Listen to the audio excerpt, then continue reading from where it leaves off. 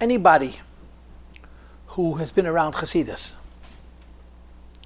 knows the meaning and the significance of the word tikkun. There are so many stories, there are so many examples, there are so many expressions of that word tikkun. One of the most recent is, of course, the Rebbe's urge, insistence, and passionate cry that Chassidim should feel empowered and obligated to do what they can to bring Mashiach. And the Rebbe used the expression, Eid is the teyu b'kelim the tikkun. That although you're going beyond any limits, it has to be b'kelim the tikkun, has to be within a framework of order. There's also the story that happened in the times of the Alter Rebbe with what used to be called Chassidei Talak. This is a story which you have in the footnotes and the Teres Sholem from the Rebbe Rashab, where there was a group of Chassidim who were very extreme and very radical, and they did things that were destructive not only to others, but destructive to themselves and destructive to Chassidus itself. And there was an old Maamar by Chassidim, Talak as Nishkin Tolk, that the style of Chassidus, of these Chassidi Talak as they were called, who represented a certain radicalism, a certain extremism, a certain lack of recognition that there is a world, is Nishkin Tolk, it's not an order. And all of these stories I've told you so many times, I don't want to repeat them again. The story with Reb Chaim Ber, that he passed away young, and Moshe Ben Masayev, who was an extremist and a radical, who had been at odds with Reb Chaim Ber, said after Reb Chaim Ber passed away, it's a pity, I should have passed away, he should have lived. If he had lived, the world would have had something from him. In other words, Chassidus is a very powerful oir. Chassidus is a hashkafa, it's a derech in Torah and in Yiddishkeit, which is very, very powerful. But one of the key aspects of Chassidus is that the measure of the integrity of the emes of Chassidus is kelim, is the vessels, the extent to which you bring it into the world. When a person has something that's very, very, very powerful, and is not able to bring it into the world, that's not healthy. I guess people would use the word, it's not grounded, it's not the purpose. And not only is it not healthy and it's not grounded, it's not the purpose, it's not even true. Because if it was true, you could bring it down into the world. And again, in the classic language of Chassidus, oiros bekelim, you're bringing down the light into vessels. That's the measure of the integrity of everything. It's why the Eibishter created the world and so on. Which is of course why even the most extreme inyanim of Torah and Chassidus are measured not by their intensity and their oir, but by their levush and their keli, by their groundedness in the world. There's a lot of different ways of describing this. And one of them, which you have in the Hemshech Eter from the Rebbe Rashab, where he discusses Teyu and Tikkun, Nefesh Elokis and Nefesh Habahamis, is klal and prat. When something is not brought down into the world, it's general, it's basic, it's encompassing. It's a light which generally encompasses a lot, but doesn't specifically apply to any particular place. On the other hand, if you have a light which is able to be bepihispartus, that means to say to divide itself up, to departmentalize itself into a variety of vessels, to many many, many vessels, and so forth and so on, that's called tikkun, that's order. And that's the idea that Likutei Torah l'sheves yitzara, the Eibishter's world was not created to overwhelm it with a light which is destructive to it, but rather l'sheves yitzara, the Eibishter's world was created to bring a light into this world that will fill this world with godly light. First a limited light, and then an unlimited light, and so forth and so on. But it should be in the form, in the style, in the framework where it's behisyashvis, where it's eidas bekelim, where the light comes down into vessels. One of the examples for this, which is also cited in Teres Sholem, is the following. That the Rebbe Rashab said that the Alter Rebbe wrote the Tanya in Tov Kuf Nun Zayin. That means 1796, 1797. Which was also before Peterburg. It was several years when the Alter Rebbe was arrested and liberated. And of course we know that the Rebbe Rashab says in Samaches, it is Kislev, that the Iker Inyan von Yafutza Manasecha Chutza Tzachon gave noch Peterburg. In other words, the full concept of Chochma Bina Vadas, of Chassidus being brought down into a Pnimius, of Chassidus being brought down into vessels, of Chochma Bina Vadas, begins after the Alter Rebbe was released from prison. But the Tanya, which was written before, was written in a style of, after Peterburg, it's a Chabad style. And the Rebbe Rashab says in that Sicha, Eib Chas v'Sholem. And then he pauses and he says, Memeg of them Zogen Chas v'Sholem. This is the kind of thing that allows you to say Chas v'Sholem. The Tanya had been written in Tov Kuf Lamed Zayin. That would be 1777. Rather than Tov Kuf Nun Zayin, 1797, Voltas gebrennt Welt, that would destroy the world. Und das ist nicht der Kavanah. That's not the point. The point is to bring light into vessels. Which is why when you learn in Chassidus, and it's even based on Kabbalah, you talk so much about Sinoides, and about Kalim, and about Tikkun, and so on and so forth. As we learned last week, we touched on it last week, and to be sure, we're going to touch on it again this week, but it's really not the topic of tonight's class. It's simply an introduction. This is called Hashem Elokeinu, Hashem Echad. Both of these forms, Havaya Elokeinu, which we'll talk about next week, as well as Havaya Echad, which we'll also be near to talk about next week, represent the idea that you're bringing Ein Seif, something infinite, down, and you're being malbish it, you're enclothing it, you're giving it a form and a framework of vessels, not, God forbid, to limit it, but to focus it. And Chassidus says that in this focus, it isn't only that it's good for the world, but it reveals a certain depth of godliness which would not be revealed if that focus did not exist. So last week, we were discussing Havaya Elokeinu, a little bit, Havaya Elokeinu, that the purpose of creation is for godliness to be brought down into the world. But we also mentioned last week that in order for godliness to bring down into the world, something has to be done to bring it here. In other words, the Sarusa de Latata is Sarusa de Liela. The notion that godly light descends from heaven to earth is based on an effort which is made from earth to heaven to bring that light down, which is the topic of tonight's class. Tonight's class is primarily, as it happens in the Pasuk, it's on two words, Shema Yisrael, that's the whole class. Havaya Elokeinu, Havaya Echad is next class, Meitz Hashem. Tonight's class on Shema Yisrael. And the way the Alter Rebbe in this Maamar explains the two words, Shema and Yisrael, the meaning of the two words is that through Shema and Yisrael you raise up, you reach towards godliness. And by making an effort of reaching towards godliness, you create a framework, you create a possibility, you create a context for Hashem Elokeinu, Hashem Echad, for godly light to descend from heaven to earth and to come down into vessels. So I began the class with the Havaya Elokeinu because that's how our Maamar is going to begin.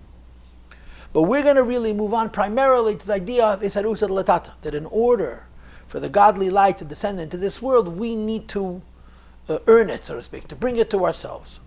So let's start. We'll read a little bit. And what we're about to read is more or less what I told you in my introduction. And then in Meitz Hashem, we'll get to the point at which the Alter Rebbe discusses the need for Isarusa de Latata, and we'll explain that a little bit better when we get to it. So the Rebbe says on line 35 of Kanedam, it's known that godliness on a level of Atzmus, which I translate as godliness that exists in relationship with itself. Of course, the opposite of Atzmus is Gilui. Gilui means godliness that exists in relationship with something other. And Atzmus means godliness that exists in relationship with itself, is merumam v'niskav l'mayla mayla, is uplifted and exalted, higher and higher, meged rebechinas chachmei from the category and the idea of the higher chachma. Because although Chochmei Law is such a fine keli, and it's all about bittul, and it's the closest thing to the Yed Ein Sof, nevertheless, Chochmei Law ein areich elav klal. Even Chochma Vatzilus is incomparably less, is an incredible contraction when compared to Ein Seif. When we're talking about Ein Seif, which is higher than Atzilus, we assert, we say, he's chad v'lei b'chushban. He's one. And the nature of his oneness is not that he is Echad HaMoneh, the first, and after him comes a second, but that he's one in such a way that there's no numbers. In other words, when you call Ein Seif Chad, you don't mean the first, you mean the only thing. Pirush Ein Arech V'chulu, and in other words, it's altogether removed from the whole phenomena of Hishtalshalos, which is 1 and 2 and 3 and so forth. V'lav Mikol Ilen Midesiyu Klau. that ain't safe as it is in and of itself, by itself, is not at all within the parameters of the measures, of the midas, of the vessels, or the spheres, of which Kabbalah and Chassidus speaks. Nevertheless, the godliness descends. The godliness, which by itself is called atzmos, that means it exists only in relationship with itself, descends. Why does it descend? To create a relationship with the world. But the ain't safe by itself is altogether removed. Godliness by itself has no relationship with the world.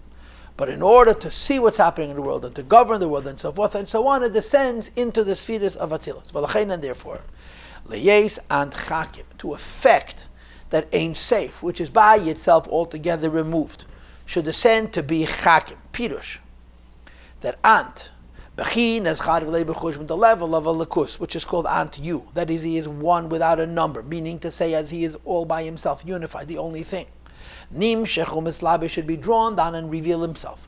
Bechin as chachmei on the level of chachmei lo, zeh washpala v'ridet, requires an incredible descent, an incredible lowering of self, a diminishing of self, in order to come down and have a relationship with the lower worlds. So there's an idea that Ein Sof has to come from a higher level to a lower level. It says, this is the humility of HaKadosh Baruch Hu, and of course you're familiar with this idea. This is a Maamar HaGemara, which the Alter Rebbe brings in Tanya in the first Perakim, that the quote is, "B'mokom she'ata meitzeh geduloseh shel HaKadosh Baruch Hu, sham ata meitzeh an v'sanus," which means where you find the greatness of HaKadosh Baruch Hu, you're really identifying his humility. In other words, if you can see what God is doing as great, for God this is the incredible diminution.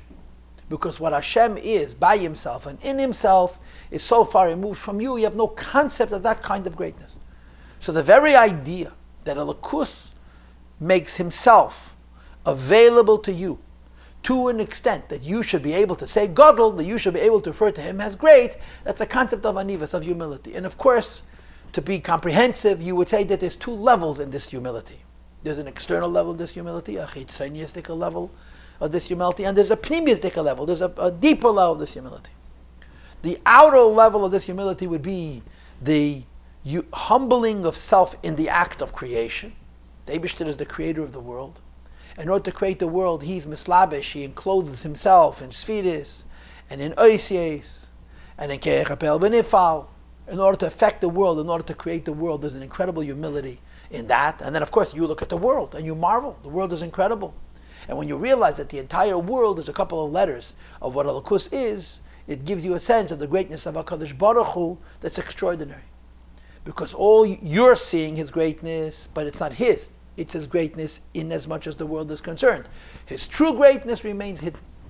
And the second level of Sanivis is not the tzimtzum, so to speak, the making himself available in the world for the sake of creating the world, but for the sake of fulfilling the world's purpose, which is what Torah is, and what mitzvahs are, and what Nashamas Yisrael are. Again, it's godliness meeting worldliness, but it's godliness meeting worldliness not only on a level that creates worldliness, but that fulfills worldliness purpose, or in other words, reveals godliness in the world until the highest madregas of godliness. And this is a much deeper notion of his humility. Why?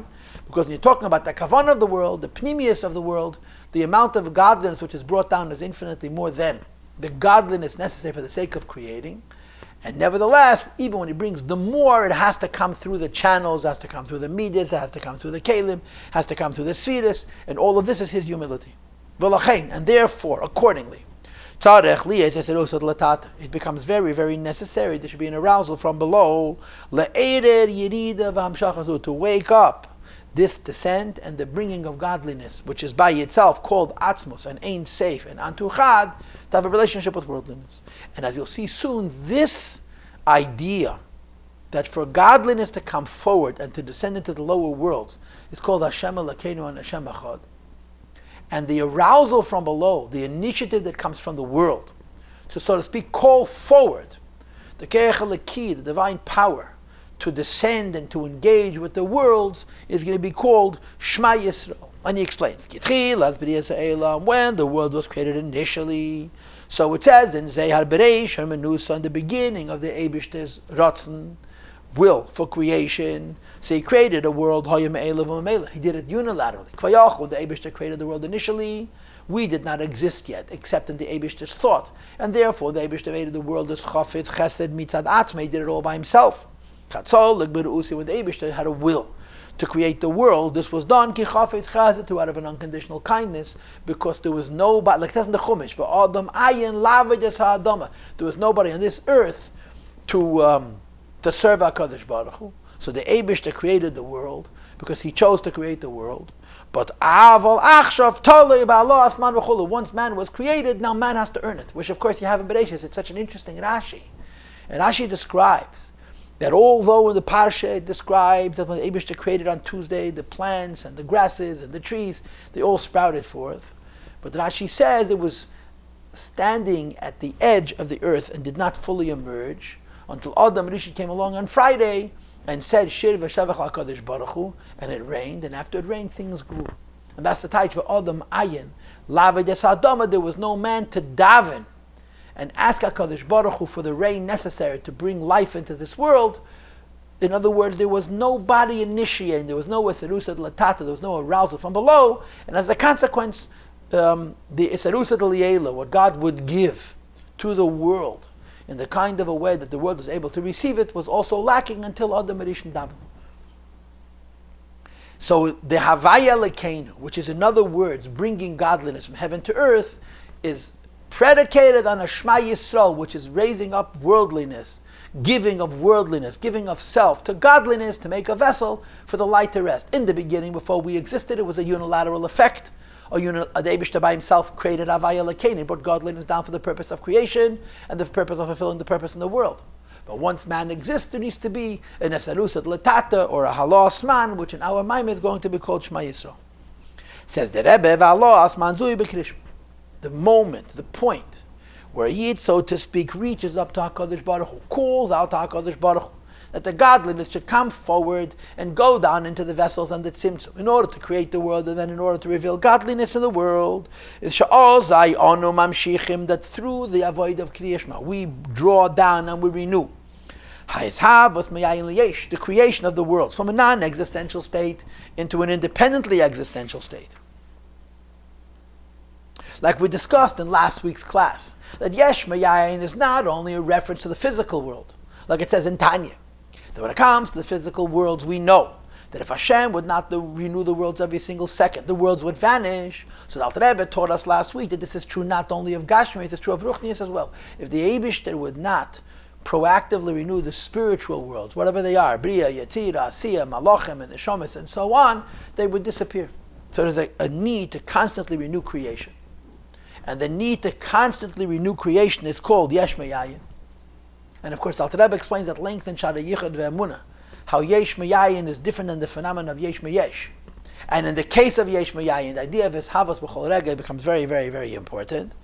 And the Rebbe says this bringing forward from the state of Ayin till the state of Yesh to renew the world every single second, which is the Chitzonius level, and then they bring the godliness of the purpose into the world in a constant way, is called Havaya Lekeinu.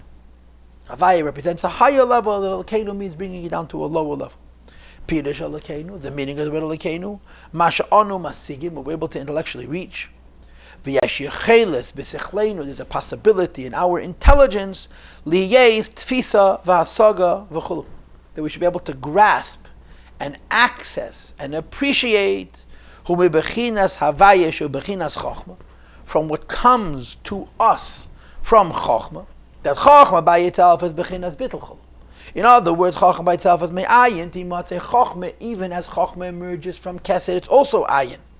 Shalei Keseder Gederech V'Seder Bechinas Ishtalshus, which is not the normal order of Ishtalshus. And the normal order of Ishtalshus is Yesh Me'yesh, as opposed to Chochma, which is, so to speak, almost an Ayin coming from an Ayin. Mashenkin Chochma Legabe Bechinas Kesed Chulu. When you're talking about Chochma compared to Kesed, not only is Kesed an Ayin, but even Chochma is like an Ayin. Says the Rebbe, Ubechinas Chochma Zu, but from that initial spark, which is Chochma, he Bechinas Havaya, it becomes Havaya, HaMahavaliyas Bechinas Alekeinu. That the godliness which comes down into Atzilas on the level of Chochma is called Havaya. That means it's Ein Sof, it's infinite. And even as it comes down into Ishtalshalus, but as it comes down into Ishtalshalus on the level of Havaya, on the level of Ein Seif, it is still very theoretical, it's very removed from the world. And then the Havaya comes on into a Lekenu, which is Me'ayin, Liesh V'chulu, which affects that the godliness should come from a non-existential state, if you will, from an Ein Sof state, into an actual state, into an existential state, into a Metzias, into a limited light and vessel system. And that's the concept of Havaya Lekenu. And later on you'll see that on a lower level, this is the concept of Hashem Echad, bringing godliness to the world in a way that the world is able to receive it. And of course you know, and we've talked about this so many times, that the Alter Rebbe in Tanya, in Peirik Mem Vav, Mem Zayin, chapters 46 and 47, in effect, it's not explicit, but it's implicit. In the Maamar it's explicit, but in Tanya it's implicit. Talks about the difference between the word Elokeinu and Elokim. People always assume that they both mean the same thing. Elokim means God's name, and the Shadish is Aleph Lamed Hey. Elokeinu means my God, and its Shadish is also Aleph Lamed Hey, but they're really different. They're so different that they border on being opposite. Because in the word Elokim, which is Aleph Lamed Hey Yud Mem, which is the Gematria of 86, which is also Hateva and so forth and so on, the emphasis is on the concealment of godliness. And the word Elokeinu, which means my Elokim, my God, the emphasis is on the personalization of godliness to the person. Like it's brought on Shulchan Aruch, my power, my life, my vibrancy, my vitality, my energy, and so on. So Havaya Elokeinu means bringing from the Ein Sof to Chochma, that's Havaya. Bringing from Chochma, even which as it comes forward from the Ein Sof is a bit of a Metzias, to the Madrega of Bina is called Elokeinu. And when godliness comes forward to the world through the tools, through the mediums, through the intermediates of Havaya Elokeinu, it manifests in the world in a tikkun way rather than in a teyu way. However, in order for the godliness to descend from Ein Sof to Atzilus, to Chochma and to Bina and so forth and so on, you also have to have Allah Asman, you have to reach for it. The godliness will not come down by itself. In the beginning of creation, it came by itself. But now it's necessary to make a keli, to do something to earn that the godliness should descend from heaven to earth in a light in vessels type way. And that's what we're now going to be discussing. And the Rebbe says, V'hainu, and this is the pshat of the words, Shema Yisrael. Most of what he's going to explain is actually going to be the word Shema. Yisrael is going to explain just a little bit, but both the word Shema and the word Yisrael, as they're going to be understood in our Maamar, represent the idea that a Jew is raising himself above his station to a higher station, to get close to the Eibishter as a means of setting up the Eibishter coming close to us, which will be represented by the words Havaya Elokeinu and then ultimately by the words of Vayechad. We all know the stories that illustrate this idea of Yisarusa de Latata, Yisarusa de Liela, that in order for something to come from heaven to earth, we have to raise ourselves from earth to heaven. And again, these are stories that I've told you over the years. One of them is Hamaisataka with the Mittel Rebbe, where the Alter Rebbe had said a Maamar, and the Mittel Rebbe didn't fully understand it. And the Seder by the Alter Rebbe was, the way the Alter Rebbe operated was, that if he said a Maamar Chassidus, and the Maamar was not completely understood, he would say a second Maamar Chassidus, and sometimes even a third Maamar Chassidus.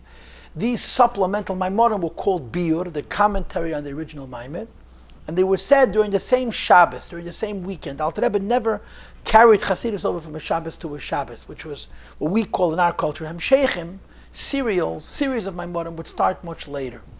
So Alter Rebbe said a Maamar, the Mittel Rebbe didn't understand, so he came to the Alter Rebbe and said, I didn't understand, I need help. And the Alter Rebbe did not respond. So the Mittel Rebbe literally took ill. He became physically sick. The Mittel Rebbe was obsessed with Pnimiyas HaTorah, with Chassidus, and if he didn't understand something, it affected his physical health. And the Alter Rebbe's Rebbetzin and the Rebbetzin Harabonis Hasekon Sterna came to the Alter Rebbe all upset that your son, the Mittel Rebbe, asks you for a Maamar Chassidus, and you ignore him and you get sick. So the Alter Rebbe chuckled, Alter Rebbe laughed, and he said to his Rebbetzin, Zog Berel, soll sich nicht sorgen, sie wird sein der Biur. Tell our son, the Mittel Rebbe, whose name was Dov Ber, he shouldn't worry. The commentary, the clarification, the explanation will be.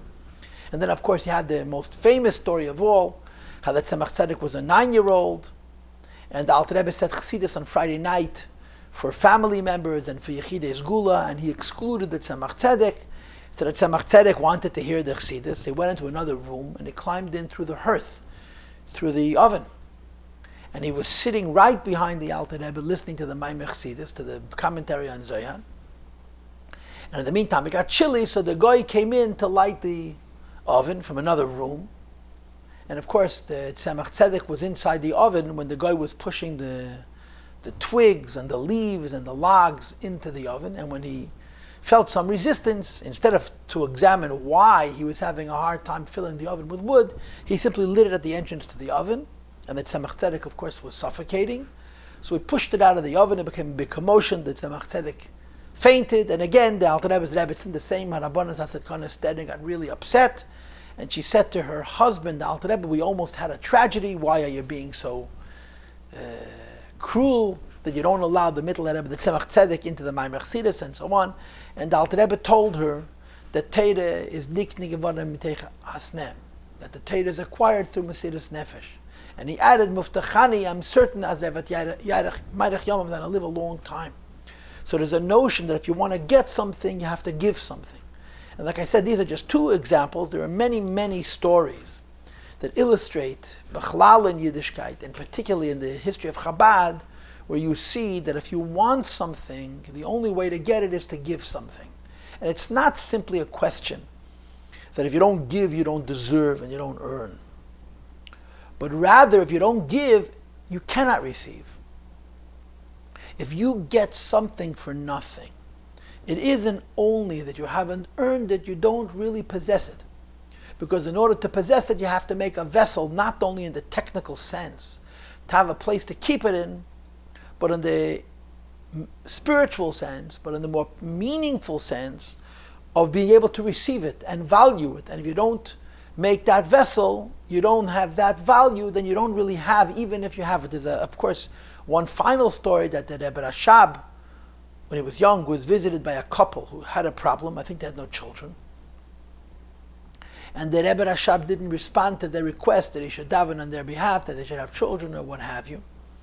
They walked out of Yechidus very, very upset. They were crying, they were beside themselves. And the older brother of the Rebbe Rashab, Rabbi Zalman, who was a chassid of his younger brother, saw them so upset, and he asked them what had occurred. So they told him that they went into the Rebbe for a bracha, and the Rebbe wouldn't give him a bracha. So he went into the Rebbe Rashab, and he complained. There's a couple, they're very, very upset. Why wouldn't the Rebbe give them a bracha? And he described their mood. He described how broken they were. So the Rebbe Rashab told that they should come back in. They came back in, and he gave them a bracha, and they were helped. And the Rebbe explained that he wasn't able to give them the bracha the first time. There was no place for it to rest. Because the basis for the bracha is that they're open to the bracha. They're able to receive the bracha. For this you had to have a leiv nishba v'nitcha. You had to be humbled. You had to be broken. And if you come for a bracha and you're hard, there's no place, there's no way, there's no possibility for the bracha to be manifest. And in our Maamar and in our pasuk, it's the word Shema Yisrael. The two words Shema Yisrael, each in his own way, represent the idea that we present ourselves, or present the worlds, to HaKadosh Baruch Hu as the basis to set up the Havaya L'kein Havaya Echad, the bringing godliness from heaven to earth. So the Rebbe says on line 57, V'hainu, and this is the meaning of Shema. And like I said before, it's really Shema Yisrael. And he begins by translating the word Shema. And he translates the word Shema as Shem Ayin. It's two words. Shem is name, and Ayin is 70. And we're going to have two different explanations for Shem Ayin. The first is going to be from line 57 until line 73, and the second is going to be from line 74 until line 89. And these two different explanations we're going to have are not an either or, not a one or another, but it's a leizu afsu. One is one level, and the second is an even higher level. And in short, what we're about to learn is that the meaning of Shem Ayin is that you have to raise up what is below towards what is above in order for above to give down. But the mechanism, the means, the koyach to raise up comes dafke from our struggles. In other words, the letter Ayin is going to represent raising up from a lower level to a higher level. And the word Shem is going to represent the power, the koyach necessary to effect this raising up from a lower madrega to a higher madrega. And the word shame, as you'll see soon, is going to represent the struggle of life. We encounter obstacles, we encounter opposition, and we don't only survive it, but we thrive because we turn our obstacles and our opposition around. We elevate the sparks of the conflicts that there is to godliness, and that transforming and elevating sparks is represented by the word shame.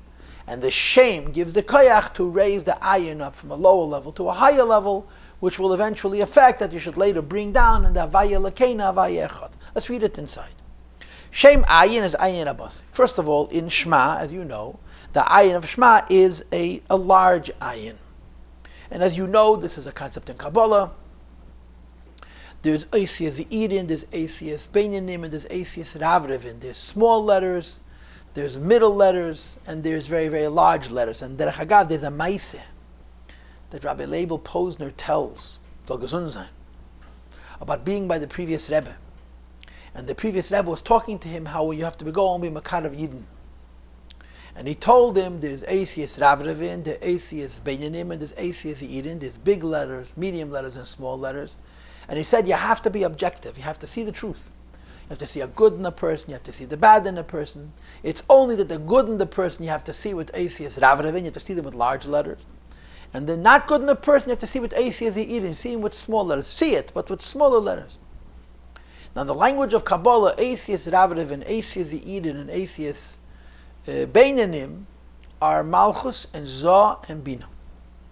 The average letters, the middle letters, which is practically speaking the ordinary letters in the Sefer Torah, represent Atzilus or Ze'er Ampin, Zah, which is godliness revealed.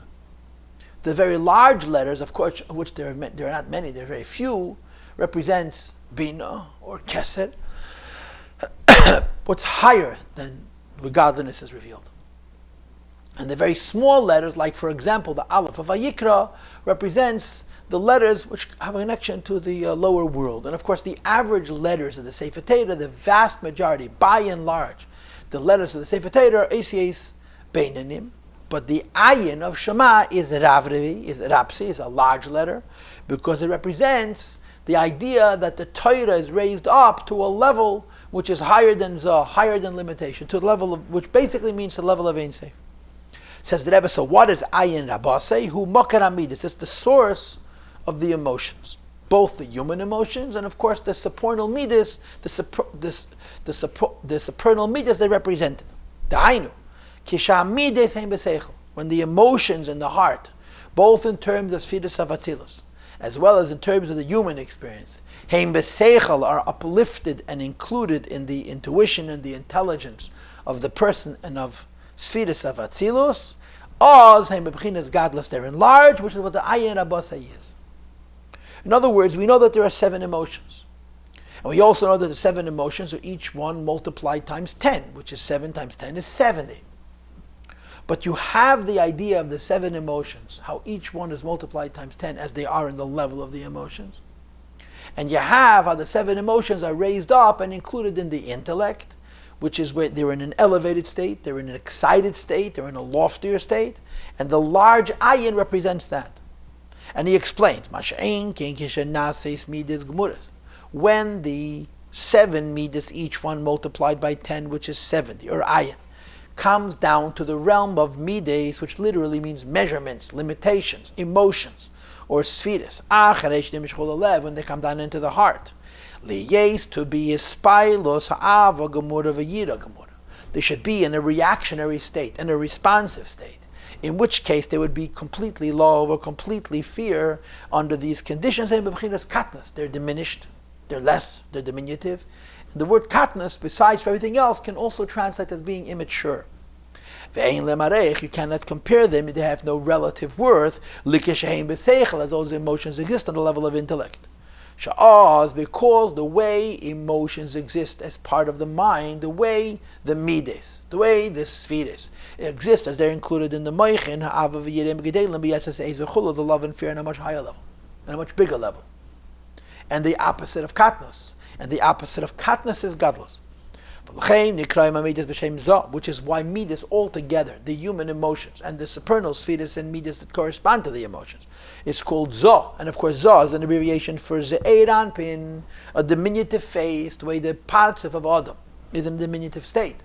And the opposite of Ze'er Anpin, of course, would be Arech Anpin, the way it exists in a very expansive state. Sheniskat nu v'nasu Ze'er, they were diminished and they became small. Ze'er Loshen Mu'at. And of course, one of the many differences between when something is described as gadlus, as the midas are included in Meich, and something is described as katnus, where the midas appear in themselves, is what I told you in the very beginning of today's class, the difference between prat and klal. Klal is katnus, when things are only in a general state, that's immature, that's katnus. And when things are in a very detailed state, very specific state, this is the idea of gadlus. So I want to explain this just a little bit. I'm not going to give you long speeches, just a little bit to explain the concept. And again, this is a concept which you and I have shared over the years, many times.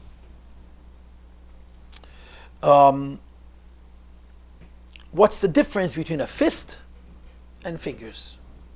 A human being can make a fist, he can curl his fingers up and figuratively fuse them and use them as a fist, or you can open up his fingers and use them for fine motor with great dexterity and so on.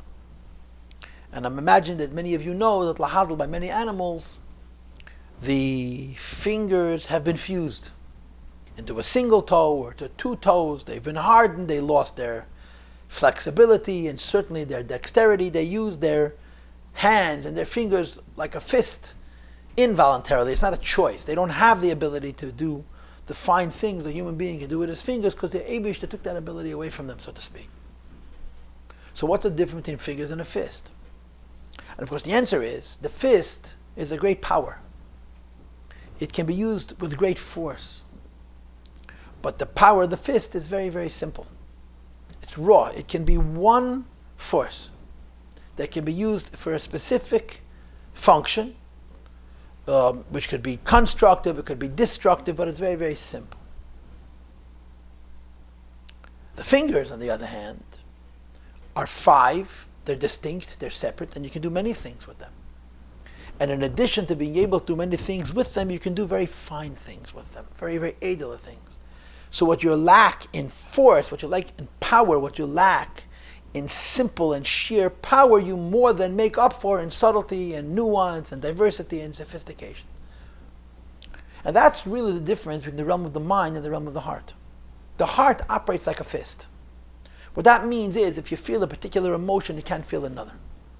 Passion does not tolerate multiple passions. You can't be passionate about Hashem and passionate about a Rolls Royce. It's just impossible. The Orchei Tzadikim says you can't have them both together. Because the nature of emotion, the nature of passion is like a fist, or in the words of the Eter, it's a klal. It generalizes and simplifies everything. When the human emotion express themselves in passion, it's either this emotion or that emotion or the other emotion. So although there are 7 emotions, and more specifically there are 7 times 10, it's katnas, it's immature, because the way these emotions express themselves, it's one at a time. There's no possibility for complexity, for integration between the emotions. It's either this feeling or this feeling, because that's the nature of the heart. On the other hand, the mind is much more sensitive and subtle, and the mind can understand various thoughts. The mind can even entertain contradictory thoughts, and you can simultaneously see the place for 2 theories, for 2 ideas, even though they're contradictory, and you're going to have to be a judge, and you're going to have to discern, you're going to have to choose which you prefer and which you don't prefer, and so forth and so on. But the brain can tolerate these contradictions, because the brain is not operating like a fist, it's operating like fingers. And the same is true, what's called in Chassidus, midas shebeseichel. That when the human mind understands reality, when the human mind understands the Eibishter, for example, and within that understanding, there is also attitude, there's also response. If reality is this, or if God is that, I therefore feel this way about it, or I therefore feel this way about him. In the brain, you're not limited to one emotion. It's not either I love him or I hate him. It can very, very easily be, I love him and I respect him. I fear him. and I want to beautify him, and I'm determined to see his purpose through, and I'm going to be stubborn about seeing that purpose through. I'm going to connect myself to seeing that purpose through, and I'm going to practically do that purpose, and so on. In other words, in the human mind, there's possibility for all of the emotions to exist at the same time. But not all the emotions to exist at the same time like one big fist with all mixed together. There's room for each one of them separately. And the Alter Rebbe argues that has to do with godless. Godless means subtlety, nuance, greatness, depth. Now greatness sounds like great force, but in this case it doesn't mean great force, it means great depth. Instead of things being simple, they can be very, very, very sophisticated and very complex. So you can simultaneously love Hashem and fear Hashem, or like you have the Zoyar, which is recently in Chitas. You can laugh and cry all at the same time. It's a much, much higher level. So the Rebbe says this is true in the human experience, and it's also true in the spheres, that there's a concept of Shema, Shemayin. The concept of Shema is that the mides, the way they exist in Ishtalshus, which are measured and limited, and the emotions which exist in the human experience, which are measured and limited and simplistic, katnas, can be raised up to the level of the intellect. And as they're raised up from the level of the emotion to the level of the intellect, they achieve a godless. The godless shows itself not that the emotions are diminished, but the contradictions between one emotion and another emotion, between one expression and another expression are lifted, and there's room for fusion. There's a room to have all of the various different emotions at the same time, and this is considered godless. Now, how would you explain this practically? How would you explain this in terms of the human experience? This is kind of difficult to explain, but there is a sugya arucha v'arucha. There's a very involved discussion in Chassidus, which is called Moichin the Godless. And to be sure, if you know anything about Moichin the Godless, you know that the real truth about the concept of Moichin the Godless is not Moichin, it's Midas. Moichin the Godless means that you understand something so deeply that you get to its essence, to its core, to its nakuda, which is called in the Maamar Chassidus the Leki v'lo hasichli, the godly as opposed to the intellectual. And the way it works is that when a person achieves Moichin the Godless, where he transcends the sichli and he reaches the Eleki, he has Midas the Godless. Midas the Godless means there's a lot of passion and it's very quiet. Like the story with the Tzemach Tzedek, who explained that Moshe Rabbeinu, b'shas Kriyas Yamsov, was kalt brand, was hot ice, was cold fire. You looked at him and you saw nothing, and inside there was a cauldron. And Midas the Godless means the person whose emotions are completely quieted by their mind. It doesn't mean there's no emotion. That's a kalta mensch, that's an amalek. It means that there's so much depth. And when a person is holding on a Midas the Godless level, the Maamar and Chassidus use the expression, Ha-Midas hem kamei ha-mechen mamish. The emotions are like intellect. In other words, because the emotions are so quieted, it's not I either feel this emotion or I feel the other emotion. You can feel all the different emotions. So the way you would understand this Maimid is this. The ordinary condition of a person is that he's drawn down to the level of Midas and the level of Katnas, which means I'm either feeling this emotion or the other emotion. And the way you would understand it in Svidis Lamaila, it's either Chesed or it's Gvura. Shema means to raise up the emotions in the person.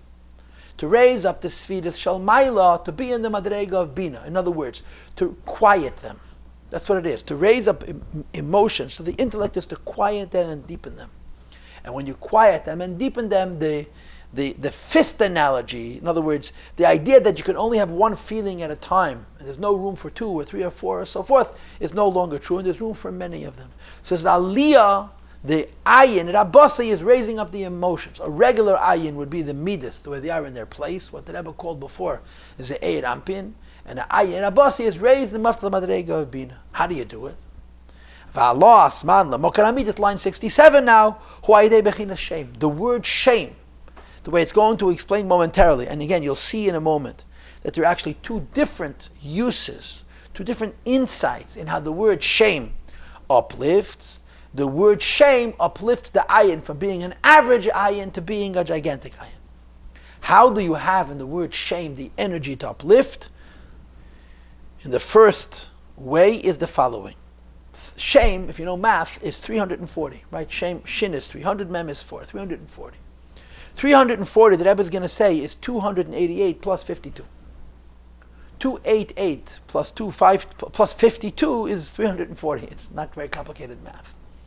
Then at Rapach Litzutzin, the 248 sparks, Im Shem Ban, with the divine name of HaKadosh Baruch Hu, which is Ban, which is 52. 52 and 288 together is Begematria Shem, adds up to 340 Shem. And you should know that this phenomena of Rapach with Shem Ban is used also by Negeta Klipa, that in the story of the Haflaga, it also says the word V'nasa lanu Shem, we'll make for ourselves a name which has to do with stealing the sparks of Elikus and stealing Shem Ban and so on. But here he uses it in a favorable way. 288 goes on the sparks. What the Eibishter created the world, there's sparks of godliness. And of course you all know that there's 202 sparks were relieved, were clarified, separated, uplifted, and included in Kedusha in Mitzrayim, as is represented by the word Eidev Rav. Rav is Reish Beis 202. And what was outstanding, what remained is Pei Vav, 86, which is the Gematria Elikim. And the 86 outstanding sparks is what the Jewish people have been elevating since Yetzias Mitzrayim until the coming of Mashiach Tzidkenu. So there's 288 sparks, which Hashem has, so to speak, scattered all over the world. In the words of the Gemara, Hashem did a kindness to the Jewish people, that He scattered us all over the world, so we should go and gather them. There's also a Maamar Chazal, the Jews were not exiled amongst the nations. Although there's been an increase of Gedim, of converts, and of course the question is raised. It doesn't justify it. There have been so few converts historically, it doesn't justify 2,000 years of tzaddis for the whole Jewish people, for the relative handful of converts that have been brought back to the Jewish people. So it doesn't Kisvei Arizal, this goes on the sparks. It doesn't mean physical, biological Gedim, human beings from non-Jewish homes, who become members of the family of Jewish people, like Rus, but the sparks of godliness which are hidden all over the world, and they're trapped there, and they're lost there, and the Jewish people go to the various places, and they extract those sparks, and raise them up, and include them into Kedusha. So Reish Peches represents the sparks. Ban is the name of HaKadosh Baruch Hu. And Ban is the name of HaKadosh Baruch Hu, which descends into the lower world. Hashem's name is 4 levels. Ab, Sag, Ma, Ban. Ab was mentioned in last week's class, but it's not exactly the same thing. Ve'en kana mokum harach bazeh is Ab, Sag, Ma, Ban. Ban is considered the lowest name of Hashem. Ban is Begematria Behema. 52 Behema, 45 Ma is Adam. And I don't want to go into that distinction right now, but Ban represents godliness, a name of Hashem that extends, that lowers itself into the lower world. And in Tafresh Samach Vav, the Rebbe Rashab is trying to express the extent to which the name of Hashem Ban, which is Yud Kei Vav Kei, as it's spelled with Aleph, Yud Vav Dalid, Hey Aleph Vav, and Hey Aleph, is 52. I'm sorry, I made a mistake. B'mila Heyin, Yud Vav Dalid, Hey, Vav, and Hey, Yud Vav Dalid is 20, Hey, and Hey is again 10, and 10 is 20 more. And 2 Vavs is 12 is 52. When I stand corrected, what I said before, this is Shem Ma. And the concept of Havaya B'Mila Heyin is godliness that descends into the lower worlds. And the Rebbe Rashab says that the way the name of Hashem Ban descends into the lower worlds, he becomes so much a part of the lower worlds that he's sometimes referred to as Shem Ban HaMisbader.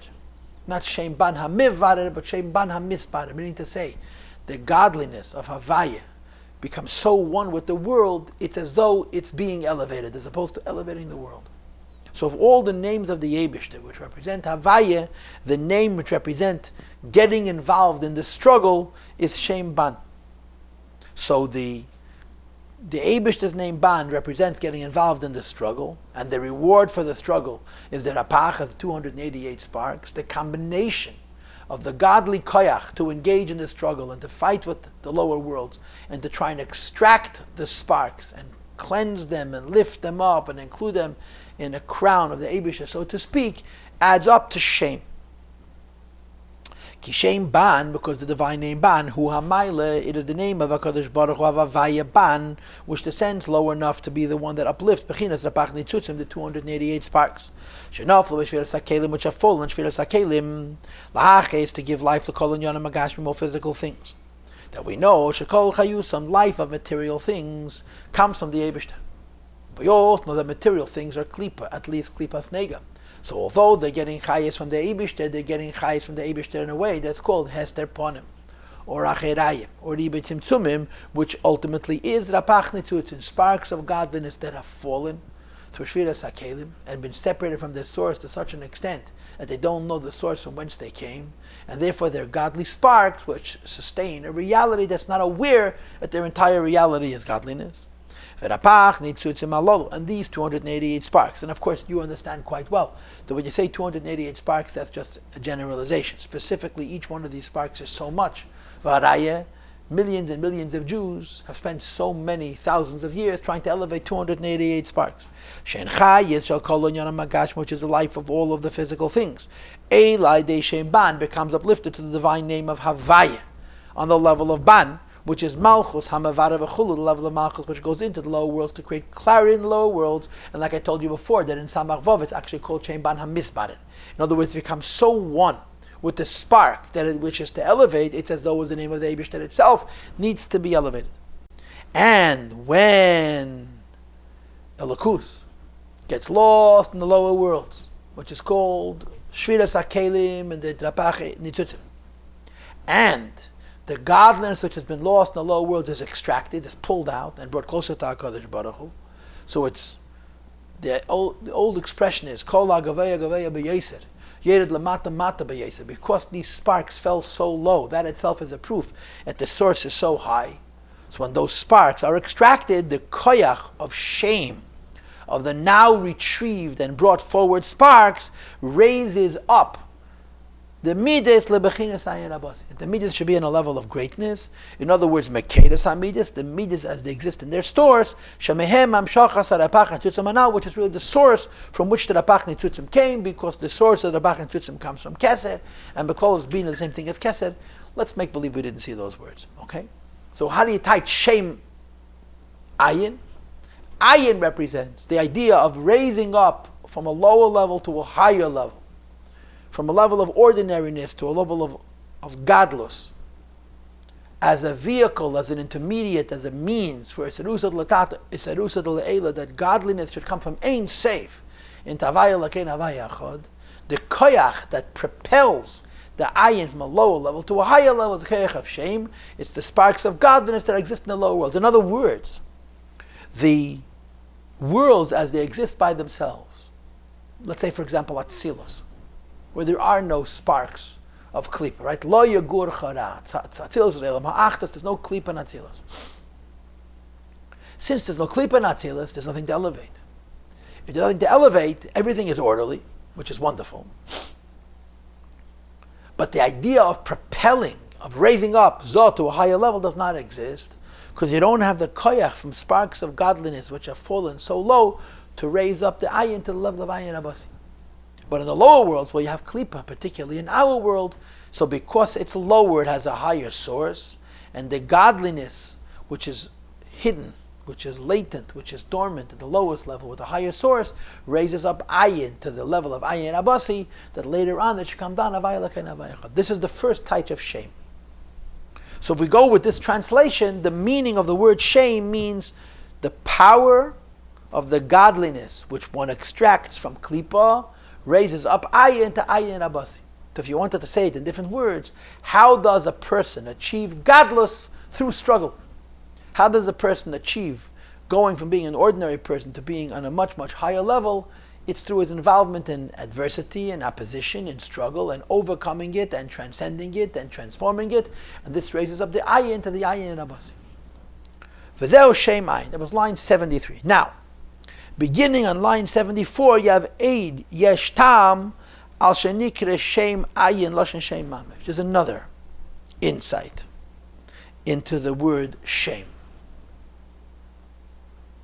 In other words, what's going to follow now from line 74 until line 89 is not a new interpretation of the ayin. The ayin is going to remain the same. The way we explained the ayin before is the way we're going to explain the ayin now. But the meaning of the word shame is going to change. How is it going to change? Because before we saw the shame as transformation of klipa into kedusha. Now we're going to see shame in a slightly different light. It's not about the transformation of klipa into kedusha. It's the power of absorbing the already transformed sparks of klipa that have been made into Kedusha, into a higher Madrega Kedusha. In other words, there's a spark which is lost. And if you want to find it, you have to struggle with it. Then there's a spark which is released. It's been redeemed from its complex, from its entangled state. And now that it's been released from its complex, entangled state, it comes closer to Elikus, and Elikus has to draw it in. And the drawing in of Elikus is also from the word shame. I'm going to first read this, and I'm going to translate it and explain it a little bit, and then I'm going to offer a little bit of a commentary. It says the Rebbe, line 74 of Eid Yesh Tam. There's a second reason. Al shenikra shame ayin loshen shame mamish. Why? The propeller, the energy that raises up the ayin from an ordinary ayin into an extraordinary ayin, is represented by the word shame, that it literally means the word name, as opposed to the gematria which we discussed earlier. Because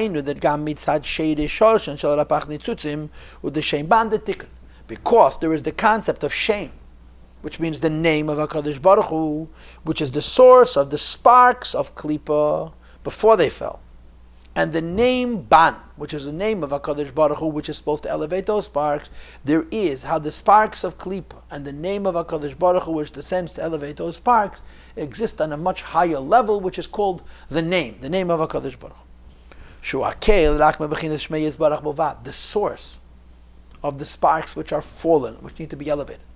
And the source of the name Adna, of the Eibishter, which elevate those sparks, is not from the Eibishter directly, it's only from the name of HaKadosh Baruch Hu. In other words, it's all from Made in Sof.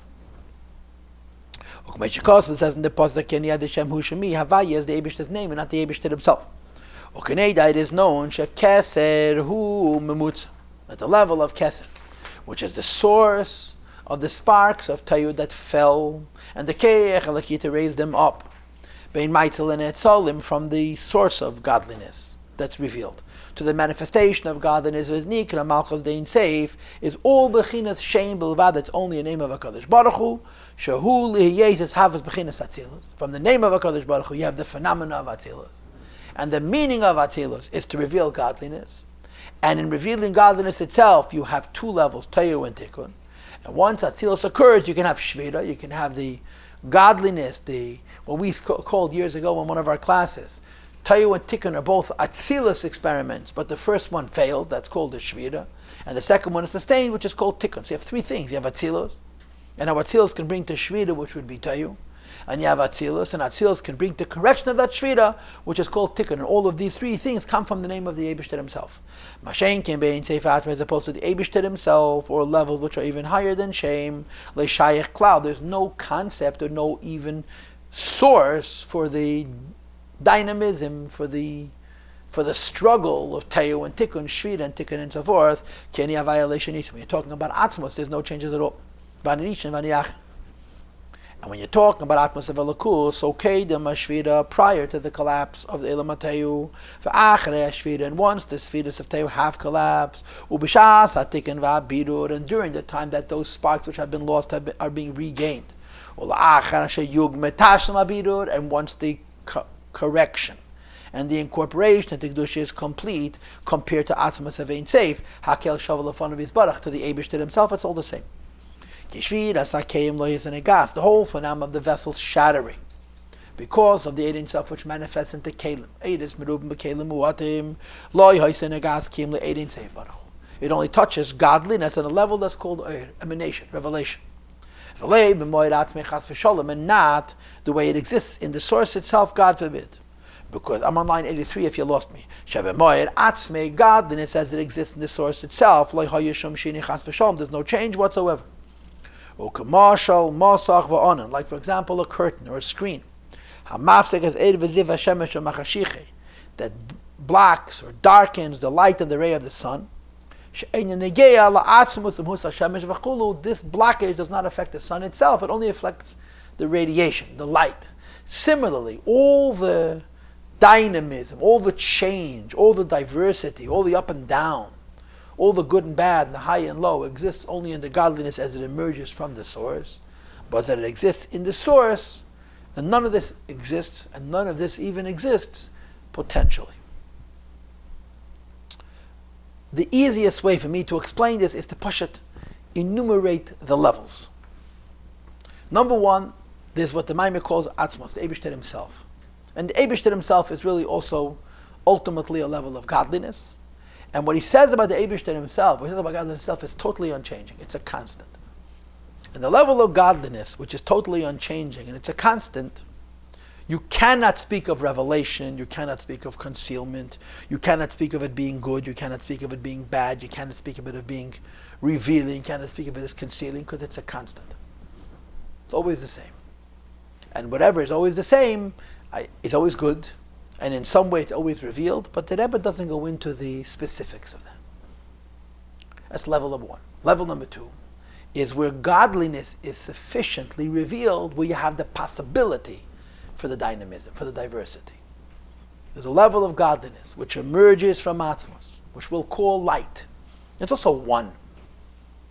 But the moment you're talking about light, you can talk about light in one condition, Tayu. You can talk about light in a different condition, Tikkun. You can talk about light in a third condition, how the sparks of Tayu have been lost. You can talk about light in a fourth condition, how the sparks of Tayu that were originally lost are now being retrieved. So the second level is not yet Tayu and Tikkun and Shvira and Tikkun and Binyan, but it's the source of it all, and that's called Shem. The name of God is where godliness is brought forward, so to speak, from the source where there's the possibility for dynamism, for different types. And then, of course, you have the third level, the way godliness comes down in Elam HaTeyu, where there is a Shvira. And the fourth level is where godliness exists in Elam HaTikkun, where, first of all, godliness is orderly. And second of all, and if you want, you can call this a fifth level, not only is in Elam HaTikkun godliness in an orderly fashion, but in Elam HaTikkun they're also being misakein, they're correcting the sparks of godliness which was lost. So ayin is the way the midas, the sfiras, are elevated from a lower level to a higher level. Shame is the propellant. Shame is the energy. Shame is the koyach that raises up the godliness from the lower level to the higher level. And we have a second explanation of shame. The first explanation of shame is it's the already elevated, the sparks as they're being elevated. The second level is the source of the sparks. The source of godliness, which is called the name of Hashem, the revealed light of godliness, which is the source for Atzilus and for Shvira and for Tikkun, like he says. In other words, the idea that there's going to be an Atzilus, that means godliness is going to be revealed. And there's going to be a so-called failed experiment where Atzilus is revealed in vessels and it's nishpat. And then you take the Nitzutei Teyu and you make a beater and a Tikkun, you create Elam HaTikkun, and so on and so forth. The source of all of that is shame. So the first understanding of shame is about the sparks that are being elevated. And the second understanding of shame is the godliness, which is the source of the sparks being able to fall, and the sparks being able to be lifted back up, and the sparks being re-included. And I believe that one of the ways of understanding this new concept is that the koyach, to raise up the iron from a higher level to a lower level, is not from the sparks that fell, that are being redeemed, but from the godly power that incorporates those sparks into Kedusha. You have in Chassidus what's called Bidur Sheni Malmala Lamata. After you elevate the sparks will be re-included in Kedusha. And the re-including of those sparks in Kedusha is represented by Yosef HaTzadik. It's Malmala Lamata from the top down. And perhaps when the Rebbe says here in the second way that the word shame, which is not a gematria of Rapach and Ban, but it's the word name alone, represents the godliness which is the source for all this dynamism that includes the sparks of Kedusha that have been redeemed back into Kedusha. Says the Rebbe, B'chinas Shem Zeh, this word, name, which is no longer being seen as the gematria, but rather it literally means the name of Hashem, which is the source of Atzilus and Shvira and Tikkun. Hu HaMaile is the ultimate uplifter of Rapach Nitzutzim, the 288 sparks, because after the sparks are separated from Kalipa and reincorporated the Kedusha, they're raised up higher through this shame. And as a consequence, they lift up the Midas to the Madreg of Ayin Rabasi Bechinas Bina Mokar Midas, which is Kabbalistically Shadish Azayin Malacham, the source of the seven kings, Shenishbru, which shattered Vayim Lach Vayamas Vageme, which couldn't coexist, and therefore each one destroyed the next in order to take its space and so forth. Shem HaMalachim Shemocho Beretzedin Vageme, which goes on the kings which ruled in Klipa. Bino Misham Naflo V'Nishbru. Bina is the source of Klipa. Bina is the source of this idea that in Klipa things are incompatible. Therefore there's going to be a Shvira. And the re-inclusion in Bina has to do with Shem. V'Hashem hazeh, and this name, U'amayla a son, Rapach Nitzusin, it raises up these 288 sparks. Shebeshvira, Lemekeiran V'Sharshan, their source, Shebechinas Bina, which is the Ayin Abasi V'Chulu. It seems like he's understanding Bina in two ways. On the one hand, the Bina is the source of the Shvira.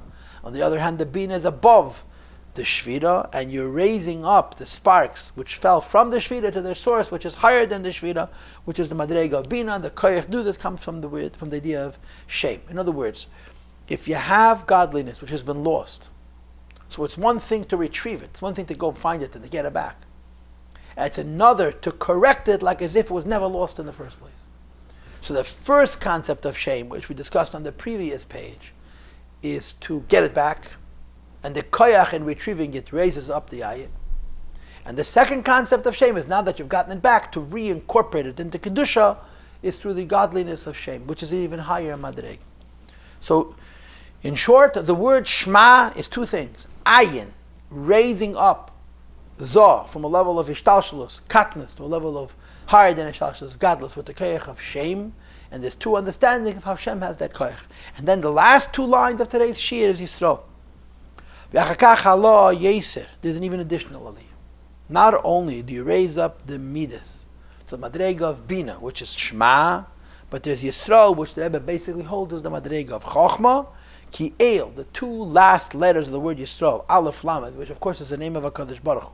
Hu nihida the chokhmah says a light of chokhmah, k'meshikosto bezer on the pasuk, hashemayim misapim kaveit kel v'gemer.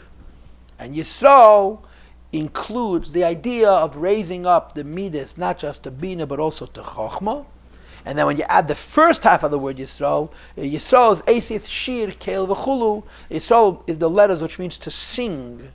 Keil, which is an even higher level than Keil itself. And of course, basically the idea is that there's a mime from the Alter Rebbe, which is very famous, Kol Bale Shir, Yetzim B'Shir, V'nichnosim B'Shir. It's a Mishnah in Masechta Shabbos, which is talking about a harness, which is called Shir.